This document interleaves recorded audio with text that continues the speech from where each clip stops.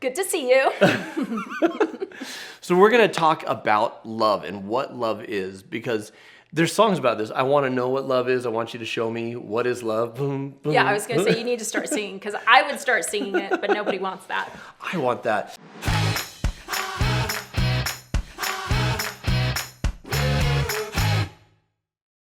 But what do you think you got this. What do you think love is? What it's...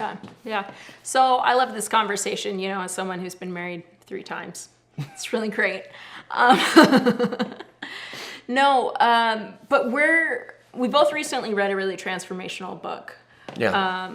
Called Real Love, and it's by Dr. Greg Bear, and he actually has a couple books, and I really loved his one on real love and childhood post-stress disorder. Fascinating, highly recommend it. But he has this premise that real love is when you sincerely care for the happiness of another individual without expecting to receive anything in return. And so it's very pure. It could be considered, a Christ-like form of love, or the same type of love that, Buddha, Krishna, all those things talk about. When we seek the divine, we seek to really love people. And that's like the thread through all the world religions and all the philosophies is loving one another. And for a lot of people, that's a foundational thing in their life, is to love other people. But we need to know what that is. And you talk about loving without expectation of anything in return. And to me, it helps when you're defining something to also define what it's not. Yeah. And I think we often confuse affection for love, or attachment for love, or attraction. And there can be like some Venn diagram overlap. Yeah. I love you and I'm also attracted to you. Right. But it's not the same thing. Right. And I'm attached to you. But I mean, if we're being candid and vulnerable here, I have struggled to actually really love you. And I didn't even see or realize that that's what I was doing. Like, I thought what I had for you was love, and what it was attachment. Yeah. And what it was affection. Like, I genuinely cared about you and genuinely wanted good things for you, but it was always with the expectation of something in return. Right. And for me, the real struggle was loving myself. And because I didn't love myself, I expected you to make me feel loved. And that's not love. Right. That's affection and attachment and attraction, but it's transactional. And it did a real number on us, and lots of things for me to work through. But let's talk about transactional. I mean, it's called transactional love, but it's not really love. Right. It's, I'm going to give you something, and then I expect something in return. Yeah.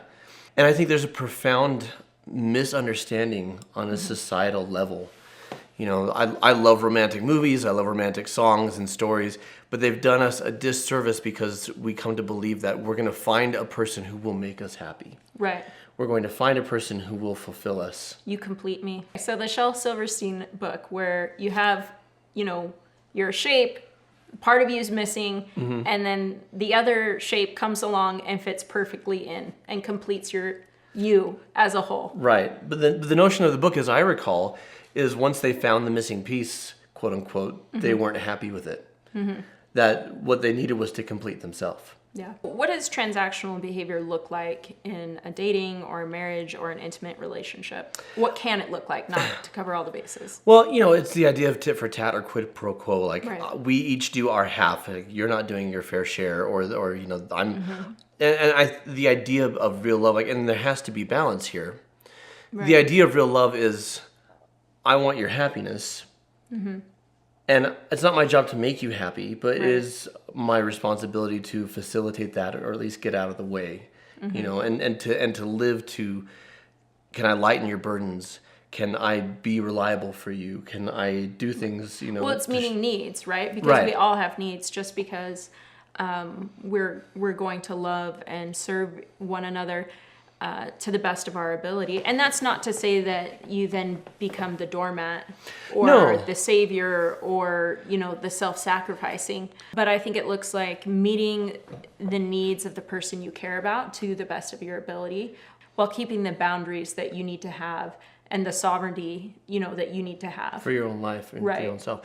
Well, and even in a committed marriage relationship. Yeah. Well, and what makes something, Dr. Bear in his book talks about getting and protecting behaviors, and he talks about that if I want to protect myself from rejection or from the feeling that I've disappointed somebody, that I will lie or I'll minimize or I'll shift blame, and these are all things that I've done because I'm afraid of what someone else is going to think. And so I'm protecting myself, but in the process, I'm betraying trust and I'm not being honest. Well, you're protecting yourself and you're sacrificing your relationship with the other person. Right. And then getting behaviors is the transactional aspect of it of, okay, I don't really want to do X, Y, or Z right now. Yeah. And I don't want to take out the trash. But if I take out the trash, maybe she'll sleep with me later. Right. That's not a thing. Not for us, but it's not uncommon. Yeah. No, exactly. Like instead of, because there's a difference between I'm going to take out the trash. I don't want to take out the trash, but I'm going to do it because I'm going to show up in my marriage. Right. And I'm going to take out the trash. Self-disciplined adult. Yeah, and I'm going to take out the trash because I want to get lucky. Yeah. Right? There's a difference between I'm giving you a back massage, and sure, I hope it could go somewhere, versus I'm giving you a back massage, and if it doesn't go somewhere, then I'm going to be disappointed and upset. Yeah. And so we want to be careful because, of course, you don't want to get into a cycle where one of you is doing almost everything, or one of you is giving, and the other is just taking. In a moment to moment, if I do something and I don't get what I'm hoping for in return, I don't get to be upset. Like, let's say I give you a foot massage, and I give you a foot massage hoping that we are intimate after. Just see where it goes. But you've had a long day and you fall asleep. Right. If I do it like out of real love, I may still have the hope that we're intimate, but I'm just happy to have served you. Like I'm just happy to have done something that relaxed you and put you to sleep because you had a stressful day. If it's not real love, then I'm upset. Right. Because I did this for you, so where's mine? Well, you're keeping score, right? There's tally marks. Yeah. And so especially if one person or both people are keeping score, right? Like you get so far in and then your score in your head's out of balance. Right. And this is moment to moment. Again, if it's an overall trend, then it's something to discuss. If it feels out of balance overall, then it needs to be put back into balance. I do think we need to touch on self-love and like where these coping mechanisms come from, right? Because we all have needs. So ultimately relying on ourself to meet the needs that we have. Yes. Instead of, and because it's a balance, right? Like I communicate my needs with you and I share myself with you, but ultimately I'm the one that has to some extent be sovereign and say, hey, here's what's going on for me. My needs aren't being met, or here's how I'm meeting my own needs, or whatever that looks like, right? I mean, we get involved in intimate relationships to have our person, right? Yeah. To have a soft place to land, but it's not true forever love if it's transactional, if it's full of getting and protecting behaviors, if you're expecting someone to complete you. Sobering awareness, right? But it's important to understand we all have the human need to be seen, to be heard, to be understood. Yeah. Right? And if we are seen and we are heard and we are understood and then we are accepted, we feel like we belong. And that's absolutely innate, like that's part of our makeup. But the way we go about it so often is just a facade, right?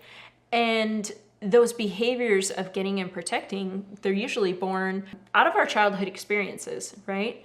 And that's not to say that you didn't grow up in an unhealthy household. Maybe you did, maybe you didn't, right? But we all have the things that we value. We all have the ways, I call them worth ties. We all have the things we associate our worth with and to. And then we use these getting and protecting behaviors to fill our worth bucket instead of realizing that our worth is innate. And once we realize that that worth is innate and we love and we accept ourselves for who we are, warts and all, weaknesses and all, we can truly love ourselves, and then we can truly accept that love from other people. But even in the day-to-day, if we're not getting that love, we can nurture and love ourselves. And that's absolutely crucial because Dr. Bear would say, while we may get into relationships for the reasons that you listed, the ultimate purpose of being in a relationship, romantic or family or friend or otherwise, is to learn how to love somebody else. Yeah. And you can't do that truly until you love yourself, which is something we're going to talk about in How to Move Towards Love. We'll see you there.